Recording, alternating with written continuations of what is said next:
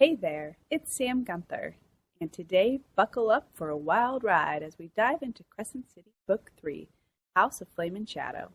Now I've got to spill the tea. This book wasn't quite the grand finale I had imagined after the first two mind-blowing installments. But hey, we're in for a roller coaster of emotions.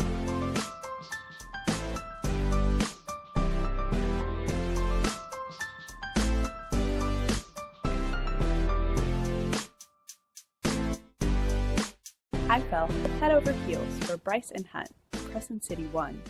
The modern setting, the mysterious horn, and those unforgettable side characters had me hooked. And the ending of the first two books? Pure literary fireworks. But then came House of Flame and Shadow. It didn't quite reach the sky-high expectations I'd built during my 2-year wait. Don't get me wrong, there are some gems in there, just not as many as I would have liked. In this video, we're going to dissect the plot, dive into the characters, and unravel the themes of the book. Stick around, because even if it didn't blow my mind, there's still plenty to unpack and enjoy in the latest chapter of the Crescent City saga. Let's get into it. The main conflict in this book is simple. Annihilate the Asteri. There are a whole lot of subplots, so I think the best way to break down this plot is by giving the shortest summary I can give, hoping to do it in less than 5 minutes, so time me. In the end of Book 2, Bryce goes to Prithian and finds Rhys in the deep dark city. She is interrogated by Az, Rhys, and Armin. They get nothing out of her, so Bryce returns back to her cell. Bryce then follows her heart and escapes through a creepy door in the bottom of her jail cell and ends up in some unknown tunnels. There she meets Nesta and a hidden Az. They run into a Midgard worm, then Bryce cuts herself to trap Az and Nesta with the worm so that she can explore the caves by herself. Nesta uses the Maas to defeat the worm, and Az brings her back by reminding her of Cassian. So cute! Then the three of them find the cave housed by Thea's daughter. Bryce gets a history lesson and decides from this that she hates all Fae and that they don't deserve any happiness. Then a secret door opens, and they find the Asteri. Bryce uses the Star Sword and the Truth Slayer to help slow the Asteri, and then Nesta uses her creepy magic to kill the Asteri. Then Bryce gets juiced up, she steals Truth Slayer, and she goes to talk to her daddy. While there, she learns that if she fuses the sword and the dagger together, it creates a black hole.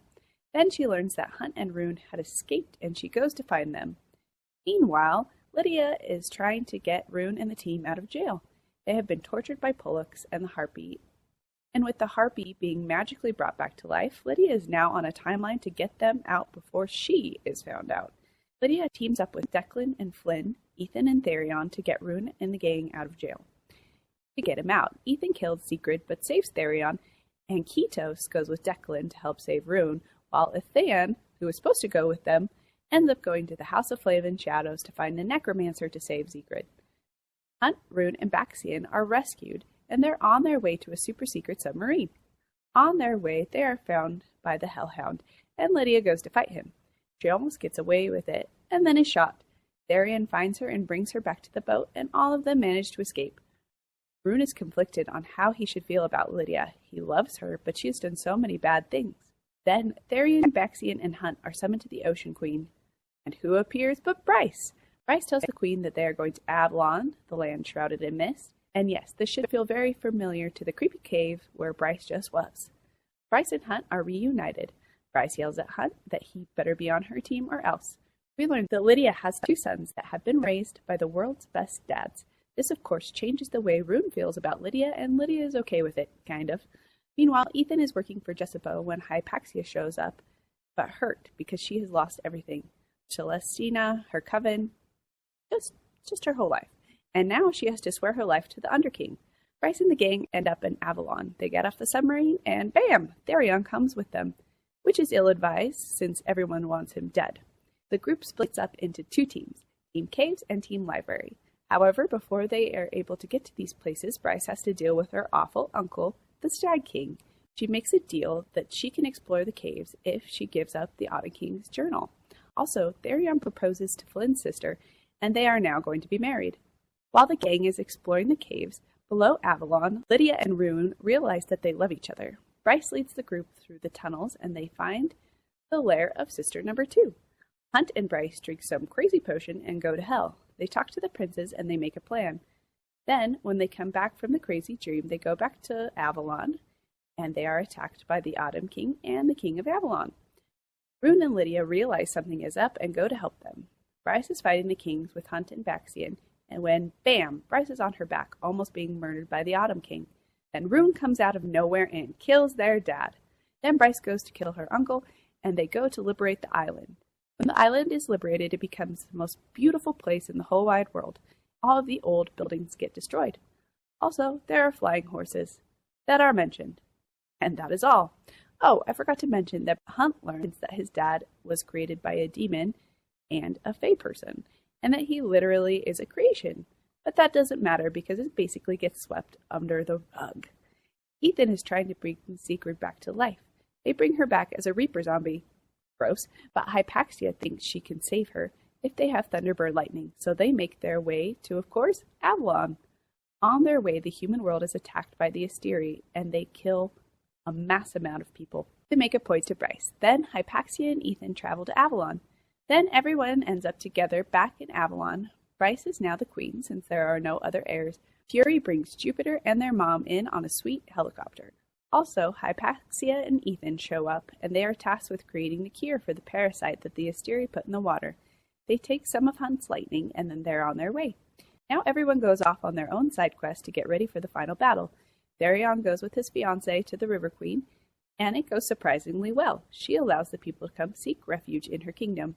Rune and Lydia go to recruit Isaiah and can't find him, but they do learn that Pollux has taken Lydia's son, so she is anxious to get them back. Then we have our two most exciting storylines. Let's start with Hypaxia and Ethan. Hypaxia miraculously finds a cure to the disease. Even she remarks on how quickly she's able to find the cure, but she had to use all of the lightning, so there's no way to save Sigrid. Then Ethan wants to talk to Connor, so he and Hypaxia go talk to the Underking. Connor isn't able to talk, but he's trying to give something to Ethan. Ethan and the Underking get into a fight. Hypaxia kills the Underking.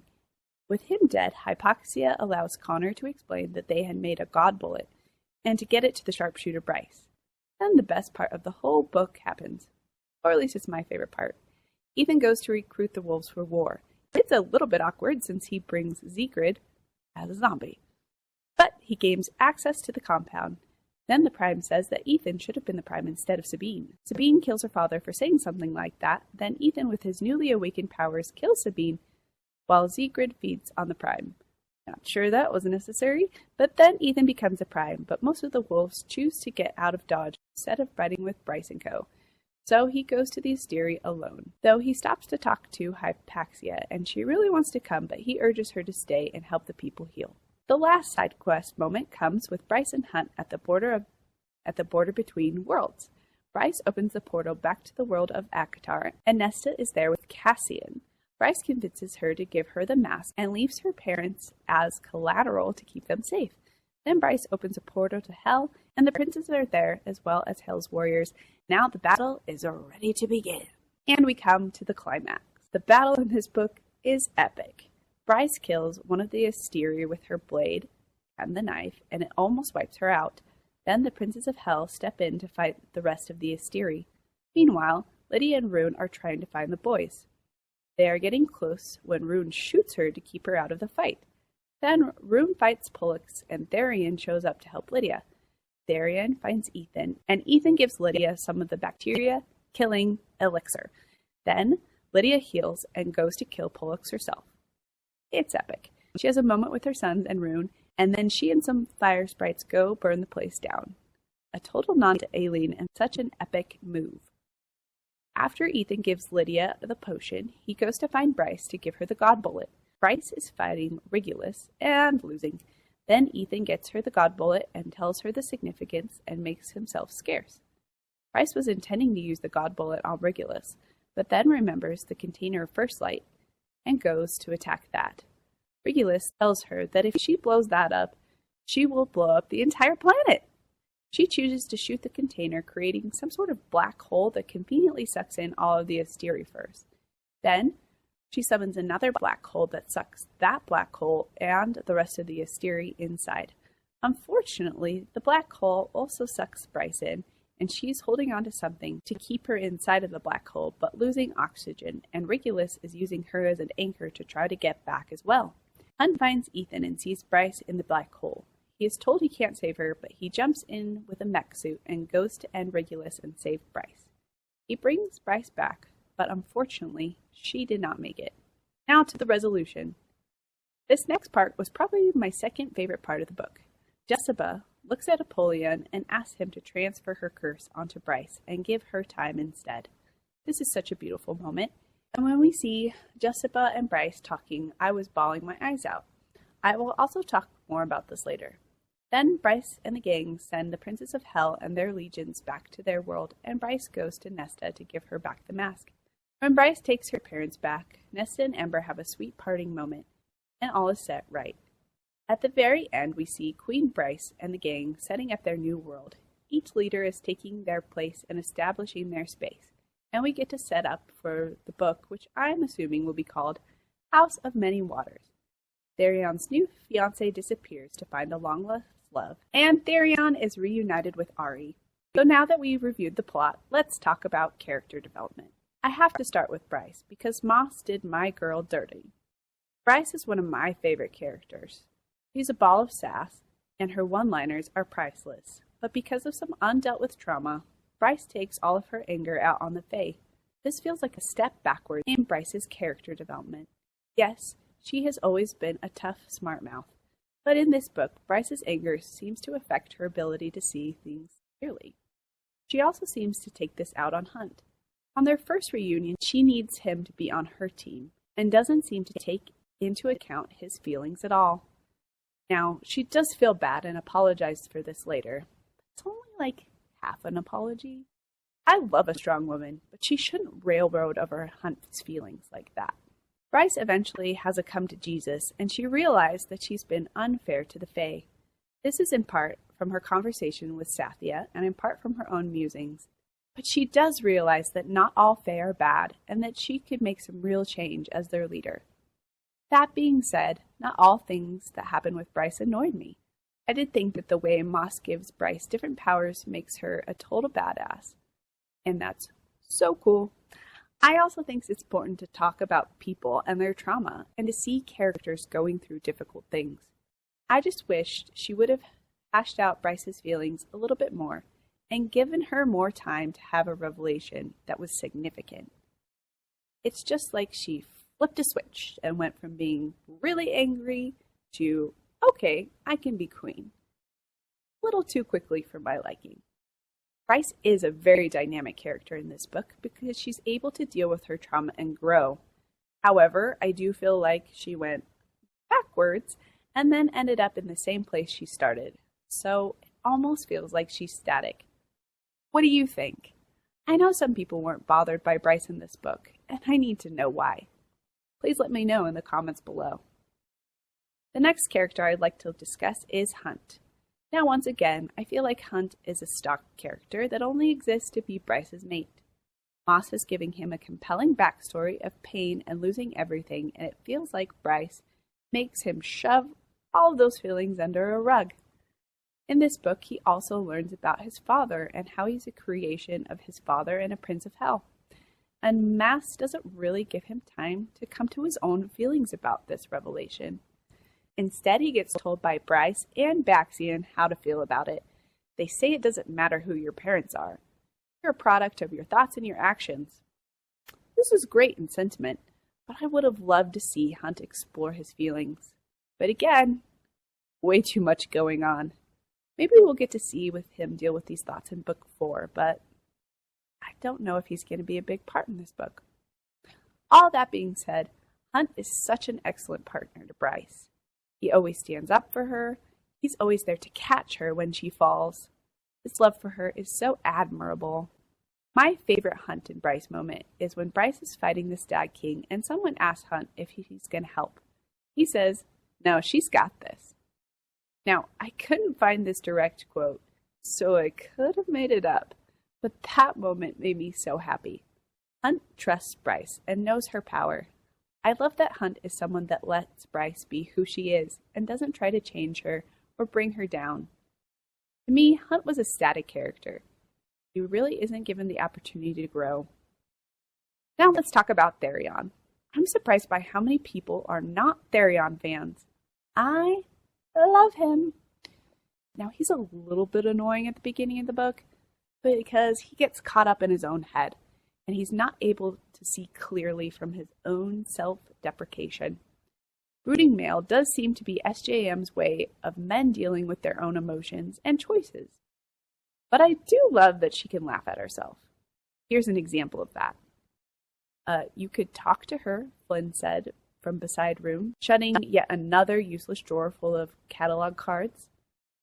I can literally feel you brooding. Now, I'm not brooding. You're brooding, Declan said from Rune's other side. You're brooding, Rune said, nodding to Dec's top face. I just love that moment because we see lots of brooding in this book, and she just openly acknowledges it. Beautiful. Now back to Therion. We're going to skip talking about him until he meets Sathya in Avalon. Him saving Sathya from her fate of being married to one of those terrible Fae males is what gets Therion out of his funk. He sees an opportunity to save someone like him from making a mistake that he made. I also think those two make a great pair, and I hope, please, please, please, that we see them back together in House of Many Waters. But we will see. Now, what I noticed about Therion's story that I hadn't noticed before is that there are so many powerful women after him. The Viper Queen, the River Queen, maybe Jessica, the Ocean Queen. That is a lot of powerful women. I will talk more about this later, but I don't know how I missed this in the other two books. I love the discussion between Therion and the River Queen. I think that this is such an important moment of character growth, because we are able to see Therion get his respect back from the River Queen. She sees how he helps Scythia and how he's able to put himself before others. His humility and acts of valor help him to save the humans in the area, which is a great redemption arc for him. Ethan is another character that people don't love, and I don't understand it. I love Holstrom and his moral compass. He stands up for the people in his life, and he doesn't run from a challenge. Now, like Therion, Ethan has some brooding chapters in this book when he's dealing with the fallout of freeing Therion and killing Sigrid. However, I didn't find his actions annoying. He was trying to save his friend and do what is right. Maybe deep down he was ignoring a higher calling. Maybe he felt like he wasn't a worthy leader of the wolves. But I'm glad he finally came to the conclusion that he could be a strong leader. He also gets ice power, which reminds me of Rowan from Throne of Glass. Another great character. I couldn't help but smile at this connection. Still, Ethan does seem to be just a little lost, and I hope we get to see more about him in Book 4. I think he can be a great leader. I want to quickly discuss Nesta's part in the book. I think Nesta is the perfect character for Bryce to deal with because of their shared experiences. Both know what it's like to be human and loathe the Fae. Both have incredible powers with dark backgrounds, and both women don't take crap from anyone. I loved the interaction between these two. See them becoming friends under different circumstances. I also loved the interaction between Ember and Nesta. Losing a mother at such a young age was so difficult for Nesta, and if anyone could understand her, it would be Ember. She's already a mother of a headstrong, powerful woman, and definitely had helpful insights that could help Nesta. I did think the addition of Nesta really helped to elevate this novel. Now let's explore Rune. For me, Rune and Lydia made this book. Their stories were far more compelling to me than Bryce and Hunt, but I've always been on Team Rune, so I might just be a little bit biased. In this book, Rune is dealing with the knowledge that the woman that he loves is the Hind. Lydia has done some terrible things. He's not sure he can forgive her. He learns that Lydia has 2 sons and decides to forgive her of all her wrongdoings. Lydia does point out that this seems to be the reason that he accepts her actions, but she leaves it at that. Rune and Lydia dance around each other, mostly avoiding each other, until they get to Avalon. Then they finally have a heart-to-heart and find love. Thank goodness. I'm glad that they found their way to each other. Rune's other big moment in this book is when he saves Bryce by killing his father. This was a big moment for Rune, and again, it kind of got swept under the rug. Lydia does ask him how he feels about it one time. I'm sure he wasn't feeling that guilty for killing his father, because he was a terrible person. He was not a good father to Rune. He's not a good father to Bryce. But I do think it was a missed opportunity for character development. It was an epic moment for him to save his sister. But ultimately, I do feel like it was a missed opportunity. Now is the time to talk about the strangest moment in the whole book. When Rune shoots Lydia. Why? I do not feel like this is in Rune's character. Yes, he's very protective. But he's worked so hard to bring up Bryce and help her grow. It just seems out of character to him to shoot Lydia just to keep her out of a fight. It did lead to Lydia getting her powers back, which was amazing. But I don't feel like it was necessary for him to shoot her. I feel like he has more trust in Lydia and her skills than that. Now I understand. He cares so much for her and knows she would die to get her sons back. That's no excuse. And those who know Rune tend to agree with me that this moment was strange for him. Let me know in the comments how you felt about this moment. I'd love to hear your thoughts. For me, Rune was another static character. He did open his heart up to Lydia and grow. I don't think he changed that much. He didn't question his core values or do much introspection. I would have liked to see more from him, just like Hunt. Now for the moment we've all been waiting for. The best character in the whole novel, Lydia. Since learning that Lydia is Day, I have been a huge fan of Lydia.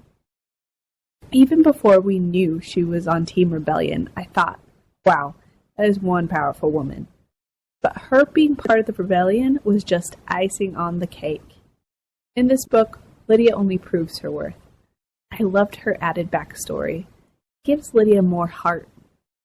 That awkward moment between her sons and their adopted fathers is one of my favorite scenes in the book.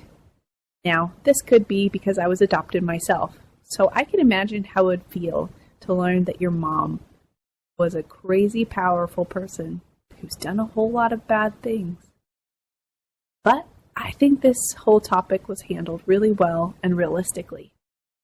I also loved the nod to Throne of Glass with Brandon named after an ancient ancestor. I do not see a Throne of Glass Crescent City crossover, but it is fun to see the pieces of these worlds blend together. Lydia is an important character throughout the novel. Her presence seems to instill fear in the King of Avalon, and her and Bryce seem to be fast friends. I'm glad that the Ocean Queen gives Lydia a reason to stay with Bryce and Rune, but I wonder, would she have stayed without being ordered to do so? Now, I do love Lydia's Mama Bear moment at the end of the novel. Amazing. Though I do wonder, how did Pollux get his hands on her boys? Did the Ocean Queen just say, hey, here you go? That would really surprise me with all that Lydia has done for her, but maybe not so surprising. I'm sure she would give over 2 kids to save the rest of her people, and that sacrifice was worth making. Lydia's transformation with Hypaxia's cure was amazing. We could see many nods to Throne of Glass, and Lydia having firepower, just so cool. Her fight with Pollux and fighting the fire sprites and then burning it all down was a perfect moment. Now, there are some characters I was sad we didn't see more of. I'm always sad that we don't get more of Ember. She's obviously an amazing woman, and we get to see that since she helped Nesta in such a short amount of time. But she is a side character that I personally would love to meet. I was also sad we didn't get to see more about Fury. Maybe we will get to see her own side novel? That would be amazing. That is something I would be excited to read. However, I do love the way the side characters turn into main characters in this book. I know many people are annoyed with Therion and Ethan, but I was not one of them. I am sure we'll get to hear from characters we have come to love, such as Fury, Declan, Flynn, Juniper, and Ari. in the next book. So now let's move to themes. The women in this series are a force. I'm not sure how I missed that there were so many powerful women in the past 2 books, but it's so clear in this novel. We have the Ocean Queen, the Viper Queen, the River Queen, Sabine, the almost prime werewolf, Jessica, Hypatia, and Celestina. Did I miss someone? Possibly. That's so many women in power. In comparison to Maas's other novels, the portrayal of women in strength is so impactful and incredibly cool. I understand why there weren't as many powerful women in the other series, since they were set in an older time period where women were not as respected. So it's so fun to be in a modern setting with so many powerful female characters. I also love that even though these leaders are women, they are not perfect. All people in this world have been corrupted and manipulated by the Asteri. I'm excited to see the changes in leadership after the Asteri are gone. We would also be remiss if we did not discuss the power that Bryce gains in this book. Bryce gains a whole lot of power when she goes to Prythian, then more power in Avalon, then more power when she gets the mask from Nesta. She is one powerful lady. That is not unique for female heroines in the SJM universe, but I do love how Bryce uses her power for good, and she doesn't let all of that power corrupt her. I also love how the men in her life empower her instead of fear her. Both Hunt and Rune are unquestionably Team Bryce. One of my favorite quotes that deals with this topic is when Bryce says, "I'm sick and tired of people using girl as an insult." That is what Bryce says to the Stag King when he and the Autumn King come to fight. I thought it was such a powerful moment. Bryce's sassy attitude and modern sentiment makes her the perfect new Queen of the Fae, after she literally takes down the patriarchy. There is no statement more powerful than that. The next topic I would like to discuss is sacrifice. Always in war, there has to be sacrifice, on one side or the other. Now in this book, it does feel a bit one-sided, but many humans do die before Bryce beats the Asteri. However, no main characters die, with one exception. Jessica. Let's talk about Jessica's sacrifice for Bryce. I love this moment because it was so touching. Jessica is willing to give up her life to save Bryce after Bryce sacrifices her life. Does it take away from Bryce's sacrifice? Maybe just a little. But it was a beautiful moment. Bryce didn't think that Jessica really cared for her, but Jessica took Bryce in. She gave her a place after her friend died, and I'm sure she had ulterior motives for being around Bryce, but she does give her the pendant to keep her safe. Jessica was almost like a big sister to Bryce, and her sacrifice was beautiful. We should also note Hunt's continual sacrifice for Bryce. Hunt has already given up his whole life for the rebellion. He has to put aside his own feelings to fight for what is right. It must be difficult to do this after losing everyone, yet he's willing to do so. This admirable sacrifice is something that should not be overlooked. Lastly, in the category of sacrifice, we have Lydia. Being a mother is always a sacrifice, but being willing to give up your children so they can have a better life is a difficult sacrifice. Ultimately, it was the best choice for Lydia's boys, but then she had to continue to pay for that sacrifice. She had to make sure that the boys were safe, so she had to work for the Ocean Queen to make sure no one knew who they were. She sacrifices her soul for her son's safety. This selfless sacrifice was beautiful. I think the takeaway for these sacrifices is that we sacrifice everything for the people we love. Although Rune and Bryce are related, the rest of their ragtag band of miscreants is not. I love how they quickly become each other's family. This quote from Bryce shows that. Okay, let's do a head count. If you're disowned, disgraced, or both, raise your hand. Therian, Baxian, Lydia, Hunt, and Rune raise their hands.